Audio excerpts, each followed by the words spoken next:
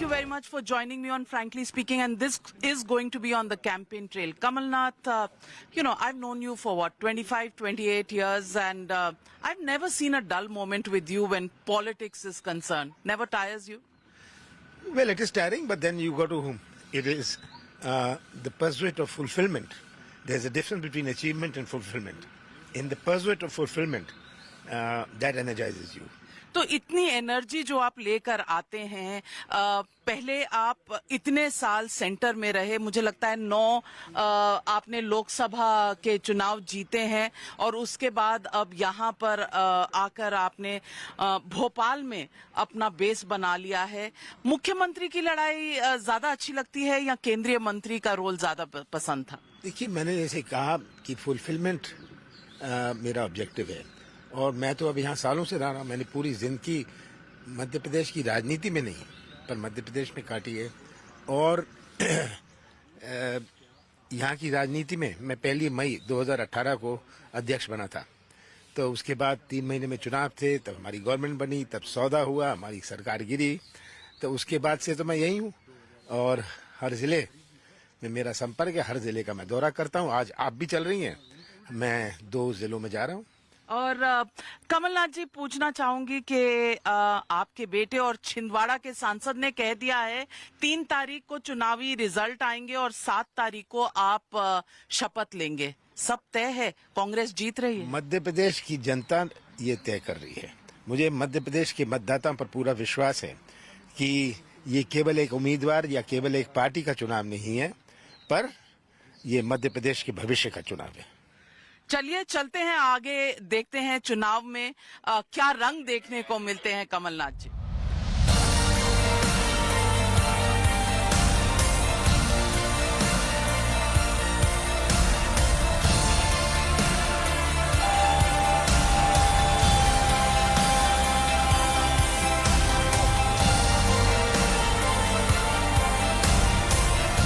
कमलनाथ जी, हम भोपाल से निकलकर मंदसौर की तरफ जा रहे हैं। मंदसौर और नीमच आज आपके एजेंडा पर है। ये दोनों जगह जो हैं, यहाँ पर बीजेपी के स्ट्रांग होल्ड माने जाते हैं, लेकिन आप जा रहे हैं, कुछ मिलेगा नहीं मिलेगा, कभी ये ख्याल दिमाग में आता है? मेरा प्रयास है कि जो हमसे सबसे कमजोर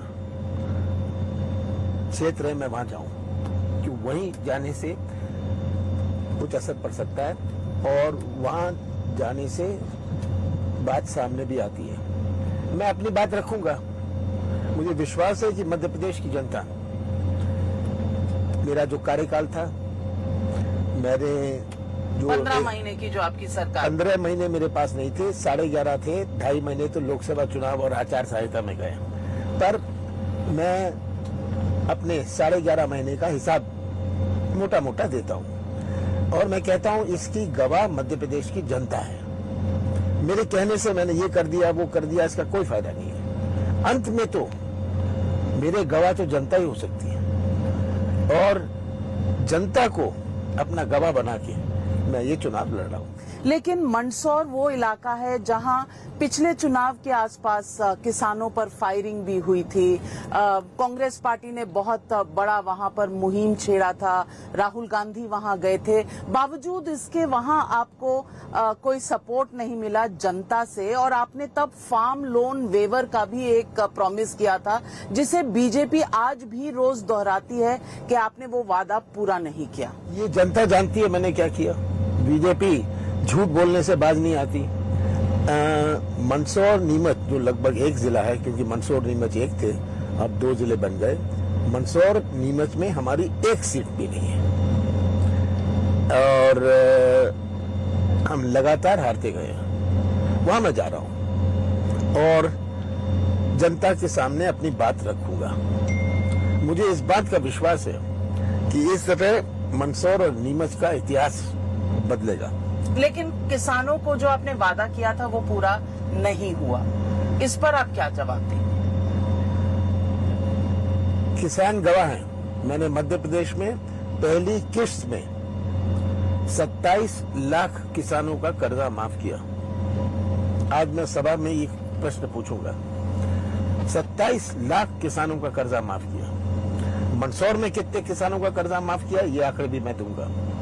नीमच में मैंने कितने किसानों का कर्जा माफ किया, ये भी आंकड़े मैं दूंगा। और उनसे पूछूंगा कि मैं सच बोल रहा हूं या शिवराज सिंह झूठ बोल रहे हैं। आपको लगता है कमलनाथ जी कहीं ना कहीं एक फ्रीबी कल्चर, और आप केंद्र में मंत्री रहे हैं, यूनियन मिनिस्टर रहे हैं, आपने कॉमर्स, इंडस्ट्री,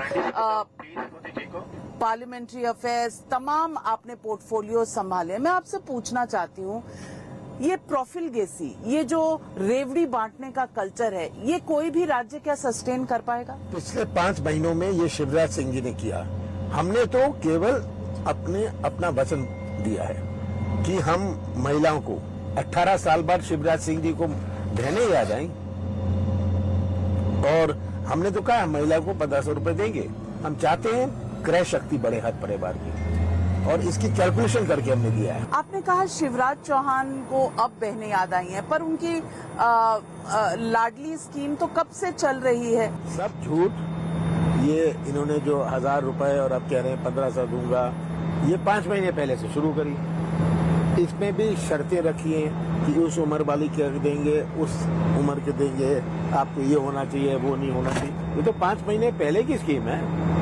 इन्होंने इतनी सारी चीजें, इनको बहनें याद आई 18 साल बाद, इनको कर्मचारी याद आए, इनको नौजवान याद आए पिछले 5 महीने में। और जनता, आप सोचते हैं क्या ये समझती नहीं है कि ये किस प्रकार का प्रलोभन दे रहे हैं? तो प्रलोभन तो आपने जो एक रैली की जिसमें प्रियंका गांधी जी भी एक तरह से प्रलोभन उसे भी कहा जा सकता है, जो आप कह रहे हैं पहले से 8वीं कक्षा तक की लड़कियों को कुछ दिया जाएगा। ये हमारा वचन पत्र है। आप कहें तो वचन पत्र, वो कहें तो प्रलोभन। नहीं, हमने कहा कि पढ़ाई एक बहुत बुनियादी चीज है। ये तो प्रियंका जी ने कहा हमारे वचन पत्र का एक पार्ट है, तो उसमें क्या खराबी, हम देंगे, क्योंकि आज बहुत बड़ी आवश्यकता है कि हमारी नई पीढ़ी को अच्छी शिक्षा मिले।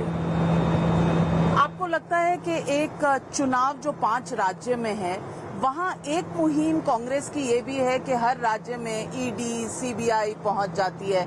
वहाँ राजस्थान में पीसीसी चीफ जो है उनके घर रेड्स हुए, उनके बेटे को बुलाया गया, अशोक गहलोत के बेटे को बुलाया गया ईडी द्वारा। मध्य प्रदेश में तो ऐसा नहीं हुआ, लेकिन फिर भी ये कहा जाता है जब भी इलेक्शन है तो ईडी, सीबीआई निकल आती है। ये देखिए, पूरा देश देख रहा है जो हो रहा है, और बीजेपी सब चीजों का उपयोग कर रही है। ये अच्छे संकेत भविष्य के लिए नहीं है, क्योंकि 5 साल बाद क्या होगा, 10 साल बाद अगर ऐसी परंपराएं बन गई, किसको नुकसान है?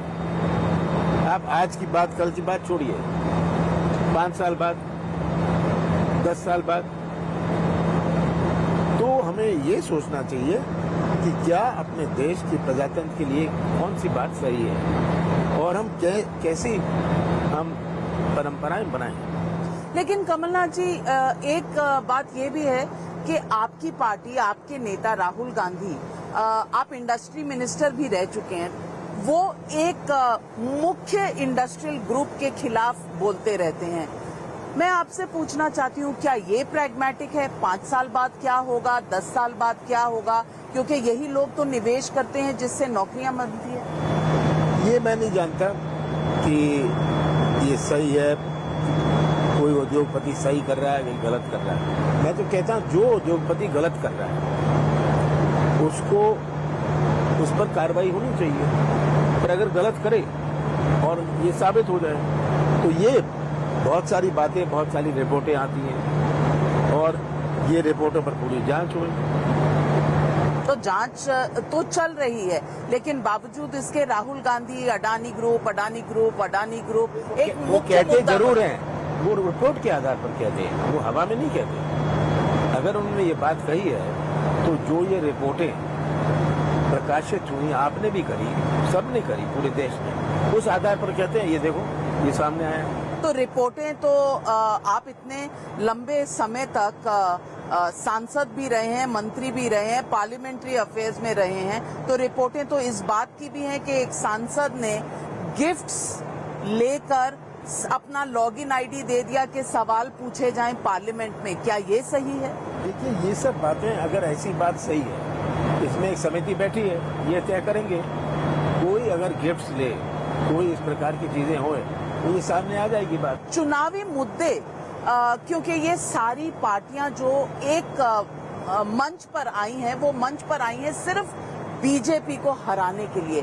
क्या ये लगता है ये मुद्दे कोई किसी उद्योगपति को देखते हुए, कोई किसी सांसद को देखते हुए उसने क्या गिफ्ट दी, क्या अपनी वोट देगा या वोट नहीं देगा? आज लोगों को अपने वोट के लिए क्या करना है, क्या सोचना है। राजनीति बहुत स्थानीय है। ये अब विदेश में क्या हो रहा है, फलानी मणिपुर में क्या हो रहा है, इस पर नहीं आधारित? ये सोचते हैं कि बिखराव, मणिपुर में तो सोचते हैं सामाजिक बिखराव हो रहा है, वो एक मुद्दा बनता है गांव में, पर वो एक सिद्धांतिक मुद्दा है। पर बाकी चीजें, कोई सांसद कोई गिफ्ट ले रहा है, आप बताइए कौन सा वोटर कहेगा कि ये इससे हमारा वोट आधारित है? मैं ये पूछना चाहती हूँ आपसे कि जो चुनाव है इसमें फिर मुद्दा क्या है? मुद्दा क्या धर्म है? क्योंकि राम की बात होती है, कांग्रेस कहीं ना कहीं पहले राम का अस्तित्व पूछती थी, अब राम मंदिर में प्राण प्रतिष्ठा होने वाली है तो राम भक्त हो गई है। देखिए, ताला किसने खोला था? राजीव गांधी ने। आप शुरू करिए यहाँ से। अरे आप शुरू करिए। आज बीजेपी कहती है राम मंदिर, जैसे उन्होंने उसका पट्टा अपने नाम पर लिखाया हुआ है। सरकार उनकी, उन्होंने राम मंदिर बनाया। राम मंदिर आपका है, मेरा है, हमारे देश के हर व्यक्ति का है। बीजेपी उसकी एजेंसी लेना चाहती है और धर्म को राजनीतिक मंच पर नहीं लाया जा सकता। मैंने सबसे बड़ा मंदिर, हनुमान मंदिर छिंदवाड़ा में 14 साल पहले बनाया। कोई राजनीति इसमें नहीं, मेरी भावनाएं थी। हमारा धर्म हमारी भावना का है। Religion is a personal issue. You can not bring this and make this into a political issue or bring it into a political stage.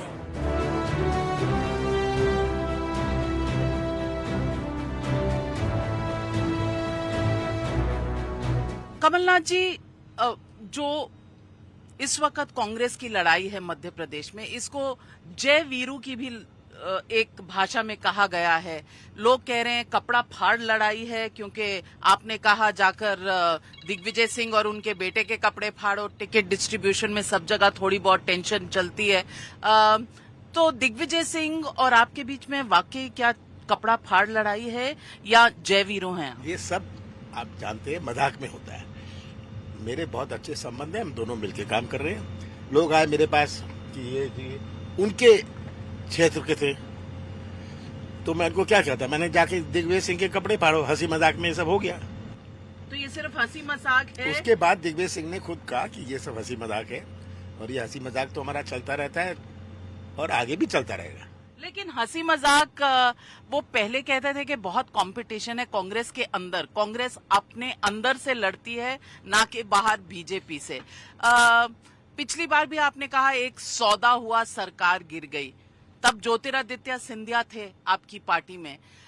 कितनी बदली है कांग्रेस पार्टी 2019-20 से लेके आज तक? हमारी पार्टी में कोई बिखराव नहीं है। हम सब एक होके ये चुनाव का सामना कर रहे हैं और यही हमारी एक बहुत बड़ी मजबूती है।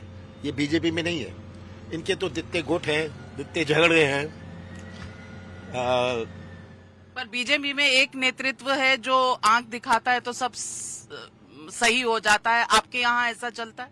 हाँ, हमारे यहाँ भी जो केंद्र नेतृत्व है उनकी सब बात मानते हैं। हमारी भी केंद्र नेतृत्व की सब बात मानते हैं।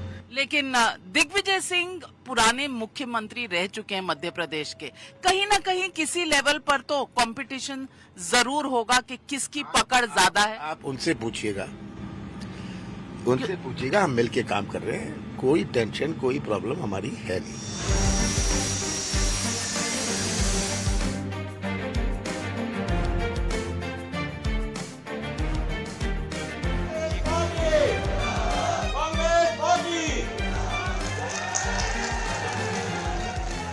पूरे मध्य प्रदेश का हर व्यक्ति या तो भ्रष्टाचार का शिकार है या भ्रष्टाचार का गवाह है। सही बात है ये। मंदसौर की जमीन पर कांग्रेस पार्टी पिछले 20 सालों से नहीं जीती है कोई चुनाव, लेकिन आज कमलनाथ यहां आए हैं कांग्रेस की किस्मत बदलने, और यहां जो उन्हें सपोर्ट मिल रहा है वो तो देखने वाला है, लेकिन साथ में बात ये भी है कि 44 साल 44 इयर्स इन पॉलिटिक्स के बाद भी आज भी कमलनाथ में जो एंथुसियाज्म है कांग्रेस को जिताने का वो बरकरार है। कांटे की टक्कर है मध्य प्रदेश में।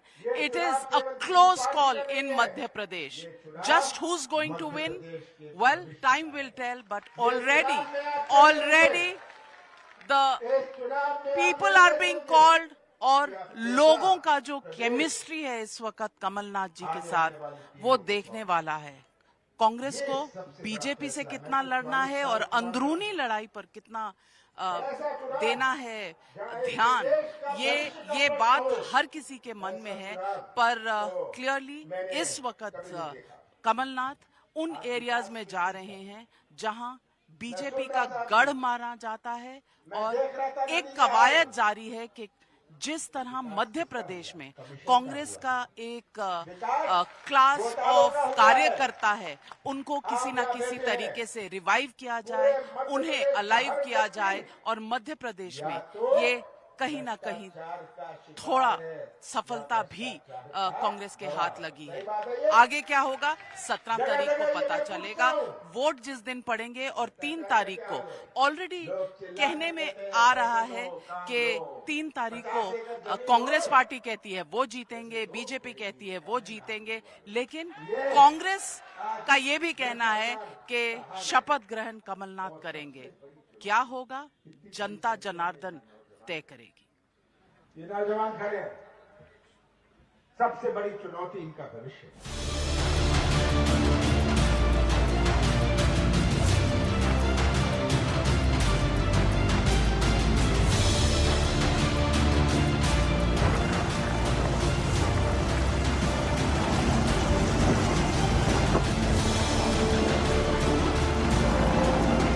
कमलनाथ जी, आपने जिस तरह इस वक्त वहां पर जनता से बात की, आपने बखूबी धर्म को और राष्ट्रवाद को एक मिश्रण किया और जनता के साथ एक संपर्क बनाया। मैं आपसे पूछना चाहती हूं कि कांग्रेस की स्ट्रैटेजी क्या है चुनाव में? कांग्रेस किस मुद्दे पर और किस वचन पर ये चुनाव लोगों को अपने साथ जोड़ना चाहती है? हमारी एक ही रणनीति है कि जितना धोखा आज मध्य प्रदेश के हर वर्ग के साथ हुआ है, इसको हम उजागर कर रहे हैं। जनता ने बहुत सह लिया है। समय आ गया है कि जनता अब उनको कड़ा जवाब दे। लेकिन आपने कहा युवाओं के पास नो काम, आपने कहा मिला लोगों को सिर्फ दाम, फिर शिवराज जी का क्या काम? मैं आपसे पूछना चाहती हूं कि शिवराज जी को तो लोग मामा भी बुलाते हैं, मामा जी बुलाते हैं। आपको लगता है popularity on the ground Shivraj ji की आपके पास कोई तोड़ है? क्या पॉपुलैरिटी है, ये 3 तारीख को दिसंबर को सामने आ जाएगी। जाति जनगणना की बात आपने अपने मैनिफेस्टो, अपने वचन पत्र में की है, और कांग्रेस ने कुछ पिछले समय से कास्ट सेंसस की भी बात की है। जाति जनगणना को बीजेपी ने कहा है हिंदुओं को बांटने की कोशिश। आप कैसे देखते हैं इसे?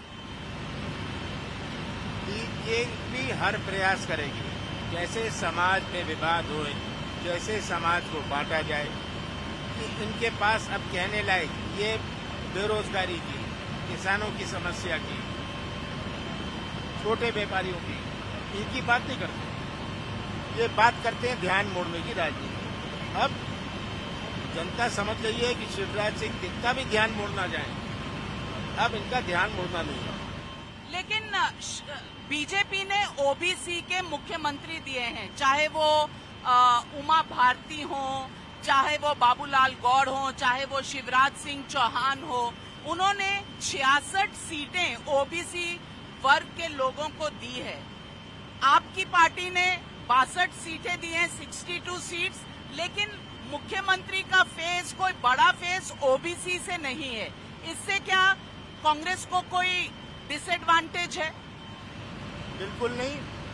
सब जानते हैं कि 27% आरक्षण कमलनाथ ने दिया था, इसका मैं कानून लाया था।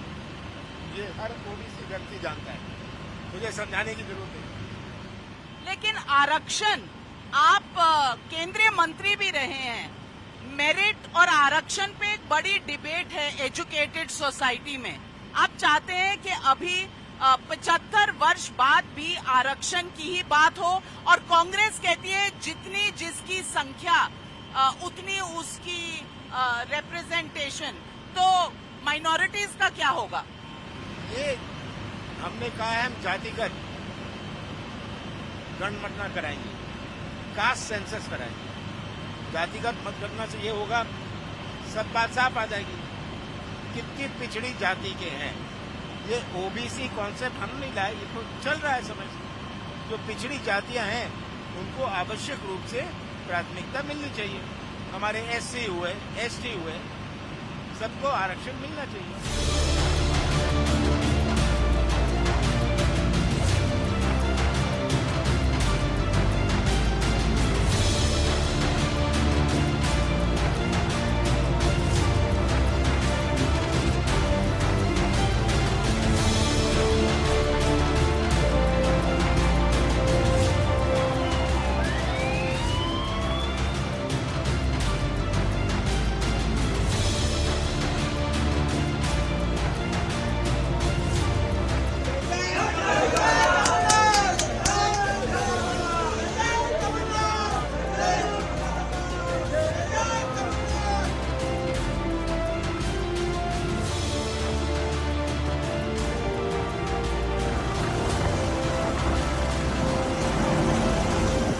कमलनाथ जी, बीजेपी ने अपने केंद्रीय मंत्री उतारे हैं मध्य प्रदेश में।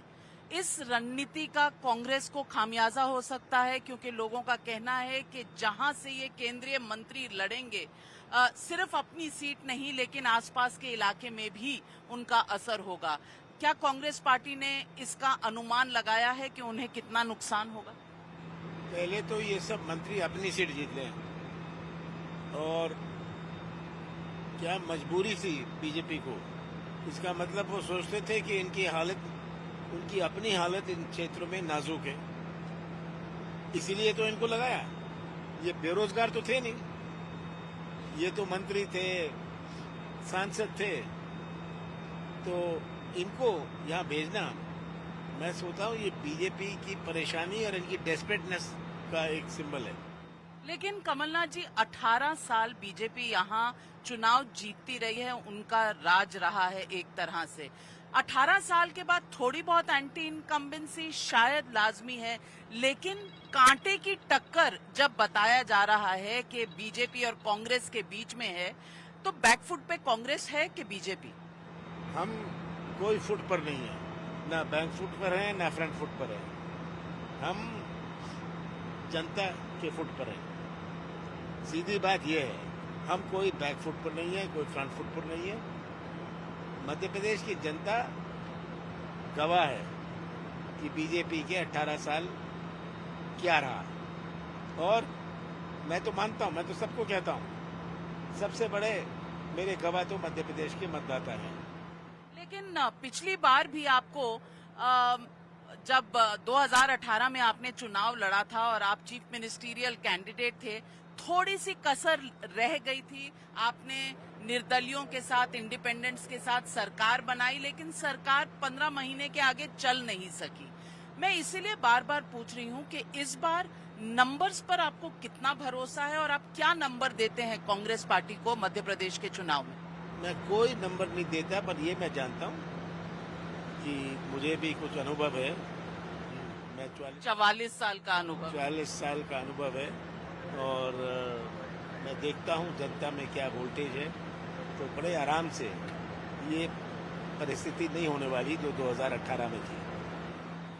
कमलनाथ जी, एक राष्ट्रीय लेवल पर अलायंस बनी है, इंडिया अलायंस। अब इस अलायंस में समाजवादी पार्टी, जेडीयू, आम आदमी पार्टी, तमाम पार्टियां शामिल हैं, लेकिन मध्य प्रदेश में 92 ऐसी सीट्स हैं जहां ये आपके साथ मुकाबले में है। तो क्या इस अलायंस का कोई अर्थ है? ये अलायंस केंद्र लेवल पर है। हमने भी उनसे चर्चा करी थी। प्रश्न सीटों का नहीं था, प्रश्न था कौन सी सीटें। जो सीटें वो चाह रहे थे वहाँ ऐसी परिस्थिति, या तो हमारा जाति समीकरण खराब हो जाता या बीजेपी जीत जाती। वो भी नहीं चाहते कि बीजेपी जीते, हम भी नहीं चाहते बीजेपी जीते। लेकिन ये बहुत अच्छी तरीके की तो बातचीत नहीं हुई होगी, क्योंकि कुछ दिनों पहले एक वायरल हुआ वीडियो जिसमें आपसे किसी ने पूछा अखिलेश जी भी हैं, तो आपने कहा अखिलेश वखिलेश के बारे में मुझे नहीं कहना, और इस पर वो बहुत आक्रोश में आए। ये अखिलेश के बारे में नहीं कह रहा था, मैं उस विषय की बात कर रहा था। तो मैंने कहा अखिलेश की बात मत करिए, हाँ दूसरे विषय पर करिए।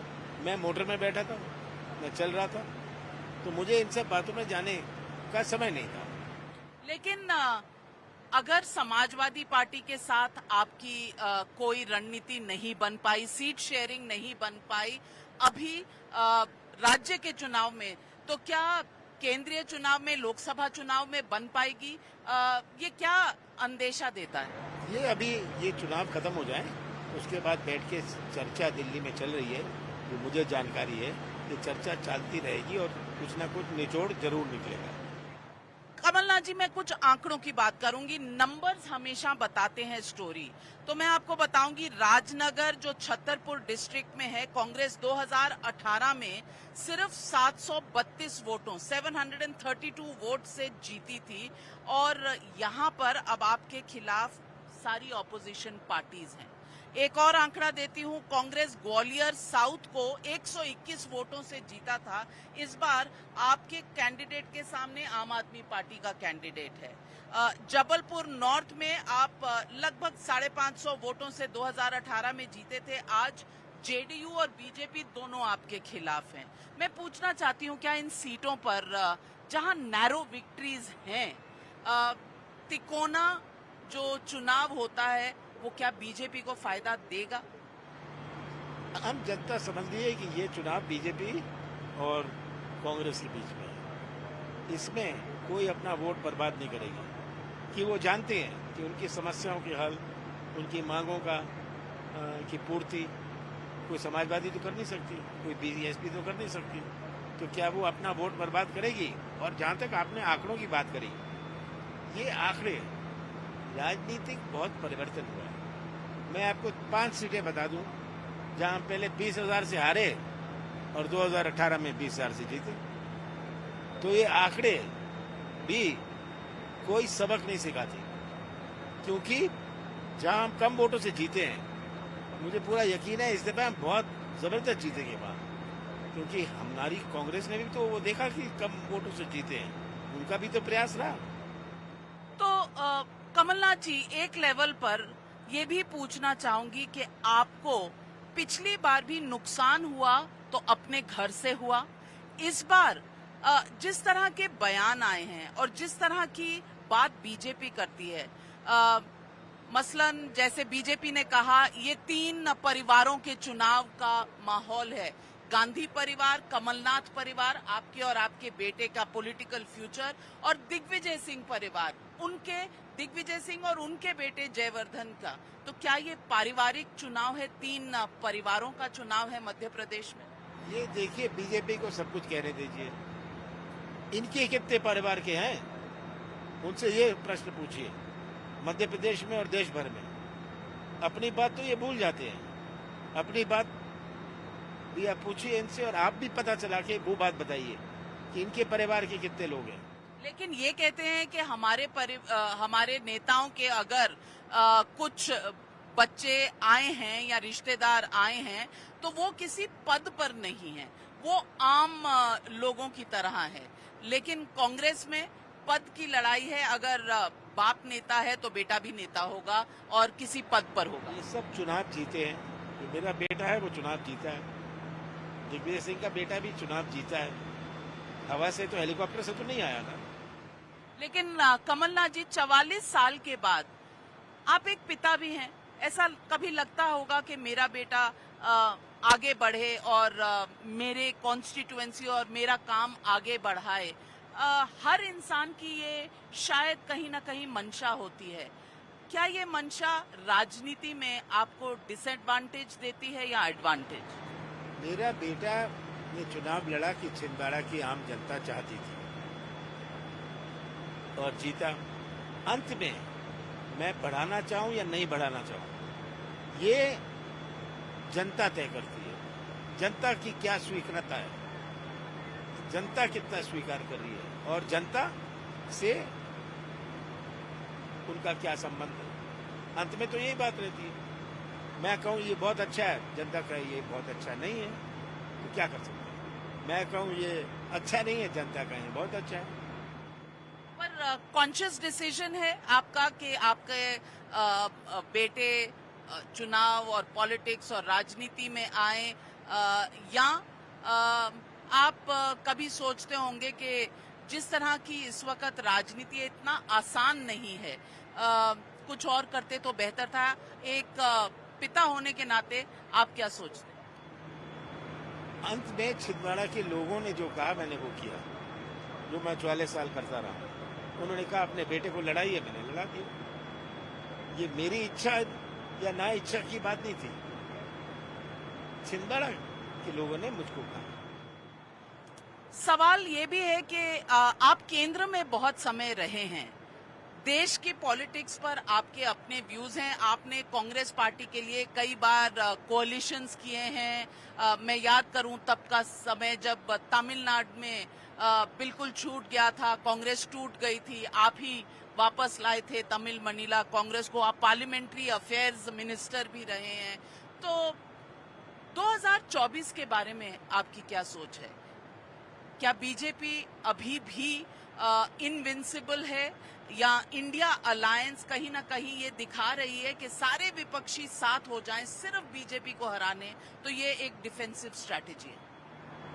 ये जो बीजेपी 2019 में जीती, मुझे नहीं लगता कि उतनी सीटें जीत सकती है। अब ये विधानसभा के चुनाव, ये स्थिति साफ हो जाएगी जब इसके 3 दिसंबर को परिणाम आएंगे। उसके बाद लोकसभा में क्या होने वाला है वो भी साफ हो जाएगा। लेकिन पिछली बार 2018 में कांग्रेस पार्टी मध्य प्रदेश, छत्तीसगढ़ और राजस्थान तीनों चुनाव जीती थी। फिर भी 2019 में बीजेपी लोकसभा के चुनाव जीती और पहले से ज्यादा सीटें लेकर आई। मैंने कहा राजनीति में बहुत परिवर्तन हुआ है। ये हम सोच लें कि परंपरागत आज किसी की कोई सीट है, ये बहुत बड़ी भूल होगी। आज कोई परंपरागत कोई सीट किसी पार्टी की नहीं है, कोई परंपरागत गांव नहीं है, कोई परंपरागत मकान नहीं है। बाप बेटा भाई भतीजा अलग अलग वोट डालते हैं। लेकिन कमलनाथ जी, इंडिया अलायंस अगर ये घटक दल राज्य के चुनावों में सीट शेयरिंग पर अग्रीमेंट पर नहीं आते तो लोकसभा चुनाव में कैसे आएंगे? क्योंकि सबकी महत्वाकांक्षाएं होंगी। देखिए हर प्रदेश की स्थिति अलग है। अब आप बंगाल की स्थिति और मध्य प्रदेश की तुलना नहीं कर सकते। आप राजस्थान और कर्नाटक या केरल की तुलना नहीं कर सकते। हर प्रदेश को अलग अलग देखना पड़ेगा। हर प्रदेश को अलग अलग। तो बंगाल में तो कांग्रेस को फिर ममता जी कोई सीट नहीं देंगी, और आप कई बार बंगाल में संपर्क में रहे हैं ममता जी के, प्रेसिडेंट चुनाव से लेकर तमाम मुद्दों पर। क्यों देंगी वो कांग्रेस पार्टी को जब कांग्रेस पार्टी जीरो पर है? ये जो चर्चाएं चल रही है ये सब बात सामने आएगी। और मैंने तो जब मैं कांग्रेस का महामंत्री था बंगाल से, मैंने ममता के साथ अलायंस किया था। तो ये अलायंस होता है और ये सब बातें अब आगे आने वाले समय में तय होंगी। कर्नाटक के चुनाव में एक बहुत बड़ी चीज सामने आई थी, वो थी मुस्लिम वोट बैंक। मैं पूछना चाहती हूं कि सारा मुस्लिम वोट कंसोलिडेट होकर कांग्रेस की तरफ कर्नाटक में आया। मध्य प्रदेश में क्या इसी तरह का एक एकजुट वोट होकर कांग्रेस को मिलने की उम्मीद है? ये कि हम केवल मुस्लिम वोट पर डिपेंडेंट हैं, ये बात नहीं है। मुसलमान का अपना जजमेंट है, वो उनका अनुभव है, हिंदुओं का भी अपना अनुभव है। तो कौन सी ऐसी सीटें हैं जो मुसलमान वोट से हम जीत सकते हैं? ऐसी कोई सीट नहीं है। सीधी बात तो ये है। तो जब तक कोई जाति भी हो, एक जाति पर हम सीट नहीं दे सकते। हमारी जो आरक्षित सीटें हैं, एसटी सीट है, केवल एसटी सीट में हम आदिवासी वोट से नहीं जीत सकते। आदिवासी प्लस प्लस प्लस चाहिए। हमारी जो एससी सीट्स हैं आरक्षित, वो हमें एससी प्लस प्लस प्लस चाहिए। ये नहीं है कि एससी सीट है तो एससी कैंडिडेट लगा दो, सब एससी वोट मिल जाएगी। एससी वोट मिल भी जाए पर आपको उसके बाद प्लस प्लस प्लस और वोट भी चाहिए। तो यानी कि इसीलिए आप सेफ खेलते हैं। आप भक्त भी हैं हनुमान के, राम के भी, शिव जी के भी, और आपको पता है कि हिंदू वोट जरूरी हैं। और जब आरएसएस का स्टेटमेंट आया था कि भारत हिंदू राष्ट्र है, तो आपका भी एक स्टेटमेंट आया कि जहां 80% लोग हिंदू हों तो वो हिंदू राष्ट्र ही होगा। क्या आप अपनी पार्टी से थोड़ा अलग व्यू रखते हैं? ये तो आंकड़े मैंने बताए। अगर 80% या 82% या जितने प्रतिशत अगर हिंदू हैं तो ये कहने की आवश्यकता क्या कि 82% है। ये आंकड़े जो चीज साफ बताते हैं, इसको दोहराने की क्या आवश्यकता है? लेकिन जब हम एक सेक्युलर स्टेट है, हमारे लिए हिंदू, हर जाति के लोग, हर धर्म के लोग का हमारा सम्मान है। लेकिन कमलनाथ जी, जब वरिष्ठ नेता दिग्विजय सिंह जैसे मजाक उड़ाते हैं और कहते हैं कन्या पूजन एक नौटंकी शिवराज जी कर रहे हैं, तो कहीं ना कहीं हिंदू धर्म की अवमानना है या हिंदू लोगों को चोट पहुंचाना नहीं है, उनकी भावनाओं? ये शिवराज सिंह जी जो करते हैं कन्या पूजन, ये उनका नाटक है। आप भी मानते हैं वो नाटक है? और क्या, वो अपनी भावनाओं से करते हैं, अपने घर पर बैठ के करते हैं। ये तो जगह जगह जाके कॉन्स्टिट्यूंसीज में चुनाव प्रचार में करते हैं। तो ये सब बात, जैसे मैंने कहा और फिर से दोहराना चाहता हूँ, धर्म अपनी जगह है और राजनीति अपनी जगह है। हम धर्म को हमें कभी नहीं लाना चाहिए राजनीतिक मंच पर। बीजेपी के पेट में दर्द होता है अगर मैं मंदिर जाता हूँ, के पेट में दर्द होता है अगर मैं कोई धार्मिक कार्यक्रम में उपस्थित रहूं। आप भाई अपना करिए, मुझे अपना करने दीजिए। मैं अपनी भावनाओं से कर रहा हूँ, कोई राजनीतिक बात नहीं कर रहा मैं। लेकिन आप बागेश्वर बाबा को बुलाते हैं, आप हनुमान का पाठ कराते हैं, तो उसे देखा जाता है एक सॉफ्ट हिंदुत्व। हनुमान मंदिर मैंने 14 साल पहले छिंदवाड़ा में बनाया था, सबसे बड़ा 101 फुट से ऊंचा मंदिर छिंदवाड़ा में बनाया था 14 साल पहले। क्योंकि राजनीति के लिए तो नहीं बनाया था, इसका कोई प्रचार नहीं किया था, ये मैंने खुद बनाया। मैंने कहा छिंदवाड़ा के लिए बहुत कुछ किया है, लोगों ने कहा मंदिर भी बनाओ, मैंने कहा मैं मंदिर बनाता हूँ। तो ये कोई राजनीति इसमें थी नहीं। अब कोई आए छिंदवाड़ा, बागेश्वर महाराज आए, अगर वो तय करें उनको छिंदवाड़ा आना है तो वो स्वतंत्र है, वो सब जगह जाते हैं, खाली छिंदवाड़ा थोड़ी ना आए, सब जगह जाते हैं। और वो छिंदवाड़ा आए, उन्होंने सर्वधर्म आरतियां करवाई, सब, उन्होंने कोई हिंदू धर्म की बात नहीं करी। तो ये बच के क्यों आप चलते हैं? हिंदू हैं तो हिंदू, लेकिन मुस्लिम वोट भी चाहिए, इसलिए थोड़ा कम कहो हिंदू के बारे में। और इंडिया अलायंस है, वहाँ डीएमके कहता है सनातन धर्म जो है उसे तो हटा देना चाहिए, वो वायरस है, वो एड्स है। ये इस पर कांग्रेस की क्या राय है? इंडिया अलायंस छोड़िए, मैं अपनी बात कर रहा हूँ, मुझे अपनी बात करनी है। हम कहते हैं हम सेक्युलर हैं और हमारा मध्य प्रदेश सेक्युलर है। जितना बीजेपी का प्रयास हो समाज को धर्म के आधार पर, जाति के आधार पर बांटने का, वो सफल नहीं होने वाले। कमलनाथ जी, आप इकलौते एक ऐसे नेता हैं जिन्होंने शायद इंदिरा गांधी, संजय गांधी, राजीव गांधी, सोनिया गांधी और अब राहुल गांधी और प्रियंका गांधी जी के साथ आपने काम किया है। आप कैसे रेट करेंगे इन सारे नेताओं की खासियत? सबकी अपनी अपनी खासियत है और समय की भी बात है। इंदिरा जी का समय दूसरा था, दुनिया अलग थी, देश अलग था। राजीव जी भी उस समय थे। तो समय बदलता रहता है और हम तुलना कर जाएं ये सही नहीं होगा। सबकी अपनी खूबियां रही हैं। लेकिन राजनीतिक एक्यूमेन, बिकॉज आप नेता हैं, राजनीतिक एक्यूमेन में आप किसको अव्वल दर्जे पे रखेंगे? देखिए, सबका राजनीतिक एक्यूमेन है। ये कहें कि इसका नहीं है, उसका नहीं है, इसका ज्यादा है, इसका कम, इसमें कुछ नहीं। आप राजनीति में हैं तो आपका राजनीतिक एक्यूमेन होना स्वाभाविक है।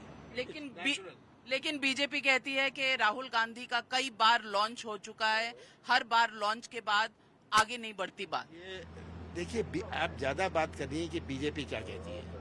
मुझे ये मतलब नहीं है बीजेपी के क्या कहती है। उनके पास बोलने लायक कुछ हो, बेरोजगारी की बात करें, गरीबी की बात करें, किसानों की बात करें। ये केवल पूरा समय ये लगाते हैं कांग्रेस की बात करने में। तो कांग्रेस मुख्य ऑपोजिशन पार्टी है, लार्जेस्ट। तो अपना देखें, कांग्रेस की हमारी नीतियों की आलोचना करें। पर ये कि राजीव गांधी, राहुल गांधी, ये फलानी चीजें, इसकी कि आपको क्यों चिंता है? अगर मैं एक रैपिड फायर सवाल पूछूं आपसे, आप 2024 में किसको प्रधानमंत्री बनते हुए देखते हैं? मैं अभी कह नहीं सकता। अभी ये कह देना। आप एस्ट्यूट पॉलिटिशियन हैं। मैं ये सब बातों में पढ़ता नहीं हूँ। मैं ज्योतिषी नहीं हूँ। हाँ, और मुझे अभी मध्य प्रदेश से मतलब है। मैं मध्य प्रदेश के बाहर देख नहीं रहा। अच्छा, who is a better prime ministerial candidate? No question of better or worse. Everybody has his strength and weaknesses. Well, that is Kamal Nath on Madhya Pradesh, fortunes of the Congress party. और अगर आपको कहूँ probability of winning Madhya Pradesh elections, आप क्या probability बताएंगे? मध्य प्रदेश की जनता बताएगी और मुझे मध्य प्रदेश की जनता का। पर आपके बेटे ने तो कह दिया 7 तारीख को स्वेरिंग इन है। हाँ, उसने कह दिया। ये आज जहाँ आप मेरे साथ गई वहां भी लोग कह रहे थे ये बात। तो पर मैं इन सब चीजों में नहीं जाता। मैं अपने काम, अपना जो प्रचार है उसमें लगा हुआ हूँ। मध्य प्रदेश के चुनाव कांटे की टक्कर वाले कहा जा रहा है, लेकिन कौन आगे बढ़ेगा, कौन पीछे रह जाएगा? क्या 18 साल की एंटी ये बात बताइए आप। मैंने देखा कि आप जिस एरिया में गए हैं वो बीजेपी का गढ़ है, लेकिन आपके जो कार्यकर्ता हैं उनमें करंट नजर आया। पब्लिक भी थी। पब्लिक भी आपके पर लोग कहते हैं कि उसमें ज्यादा कार्यकर्ता होते हैं। जब नेता जाते हैं तो कार्यकर्ताओं में तो रहेगा उत्साह। आप क्या कहते हैं? आपने खुद वोल्टेज देखी है और आप उस जगह गई मेरे साथ जहाँ कोई एक भी सीट कांग्रेस की नहीं है। क्या मध्य प्रदेश में इस बार नया इतिहास रचा जाएगा? क्या इस बार कांग्रेस पार्टी को जीत हाथ लगेगी, और ऐसी जीत जो 15 महीने की ना हो कमलनाथ जी, जो पूरे 5 साल की जीत हो? आपको उम्मीद है कि ऐसा ही होगा? मध्य प्रदेश की जनता ने ये देख लिया कि कैसे सौदेबाजी हुई। वो इस दफे ऐसा फैसला करेंगे कि सौदेबाजी की कोई गुंजाइश ना रहे। तो चलिए, चुनाव दूर नहीं है, बस 14 दिन रह गए हैं चुनाव के लिए, और फिर 3 दिसंबर को चुनावी result. Will tell you who's the winner, who's the loser. जो जीता वही सिकंदर। Thank you for speaking with me on frankly speaking, Kamal Nath ji.